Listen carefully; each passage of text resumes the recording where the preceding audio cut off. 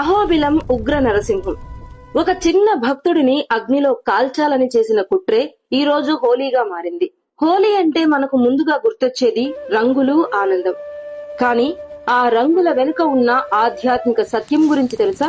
సత్యయుగంలో హిరణ్యకశిపుడు అనే అసుర చక్రవర్తి తనను తానే దేవుడుగా ప్రకటించుకున్నప్పుడు తన కొడుకు ప్రహ్లాదుడు మాత్రం నారాయణుడే పరమాత్మ అని నమ్మాడు. రాజ్యాన్ని, శక్తిని, మరణ భయాన్ని కూడా అతని భక్తి కదిలించలేకపోయాయి. విషమిచ్చిన, పర్వతం మీద నుంచి తోసిన, ఏనుగులతో తొక్కించిన, పాములతో చుట్టించిన ప్రతి ప్రయత్నంలో అధర్మం ఓడిపోయింది. చివరికి హిరణ్యకశిపుడు తన చెల్లి హోలికను పిలిచాడు. అగ్నిలో కాలకుండా వరం పొందిన ఆమె ఒడిలో ప్రహ్లాదుడిని కూర్చోబెట్టి మంటల్లో దహనం చెయ్యాలని కుట్ర పన్నాడు. అగ్ని రగిలింది, అహంకారం నవ్వింది. కాని ధర్మం మౌనంగా నిలిచింది. కొన్ని క్షణాల తరువాత కాలింది హోలిక, బ్రతికింది భక్తి.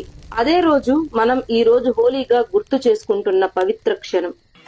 ఆ ప్రహ్లాద భక్తి ప్రతిధ్వని ఈ రోజు కూడా మారుమోగుతున్న పవిత్ర క్షేత్రం నల్లమల అడవుల్లో ఉన్న అహోబిలం.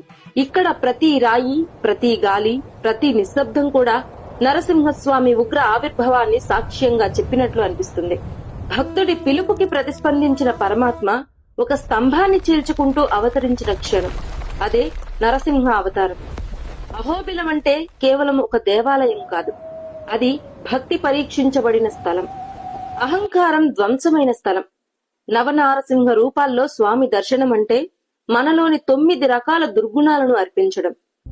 కోపం, ఈర్ష్య, మదం, మోహం, లోభం, ద్వేషం, గర్వం, భయం, అజ్ఞానం. ఇవన్నీ మనలోనే దాగి ఉన్న హిరణ్యకశిపులు.